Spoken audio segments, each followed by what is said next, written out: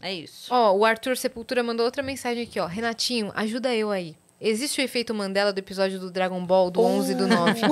Temos a mesma idade, então somos contemporâneos. Eu juro que o plantão entrou no meio do episódio, porém, há na internet que não estava passando no momento e que o plantão atrapalhou outra coisa.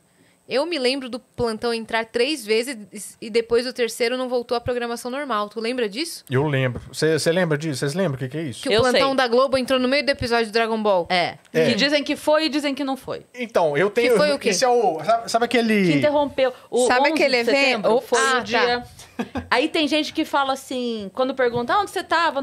Tem muita gente que fala, por isso ele chamou de efeito Mandela. Porque tem muita gente que diz que lembra que foi assim, e uma outra galera fala assim, não, mas não foi nesse momento.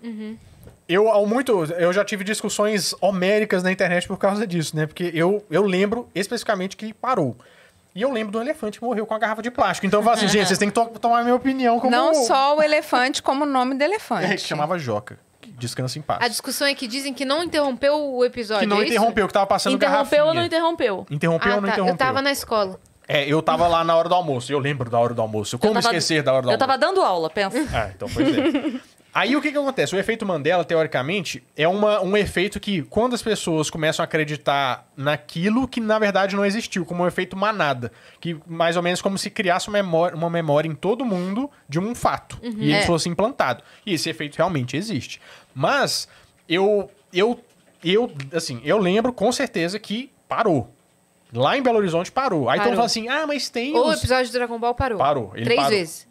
3 vezes eu não lembro, não. Eu lembro do momento certo ali do... É que o plano, o que eu acho que pode acontecer que gera essa discussão. A gente teve naquele dia o anúncio do que aconteceu, Sim. Torre caiu, avião bateu. Depois a gente teve o segundo, de novo, interrompeu, segundo avião. E depois a gente teve o anúncio de que era um atentado e não era um acidente. Sim. Então a gente teve 3 anúncios muito fortes naquele momento. Sim. Então o que pode acontecer, obviamente os 3 não foram durante o mesmo desenho. Sim. Teve uma distância entre um e outro. Então o que pode ter acontecido muita gente lembra desse, muita gente lembra desse. Ou, tipo assim, aconteceu o primeiro, aí ligou a TV, então lembra do segundo. Então... Mas tem um rolê também, porque eu tava... Eu consegui descobrir isso com o Marcos Mion, um dia passando no programa dele. Eu lhe juntei os pontos. Foi uma coisa muito aleatória. Você tem que ir pro jogo do milhão, você ganha o jogo do milhão. Pode ser. Aí tá, eu tô vendo lá e o programa dele ia passar num horário.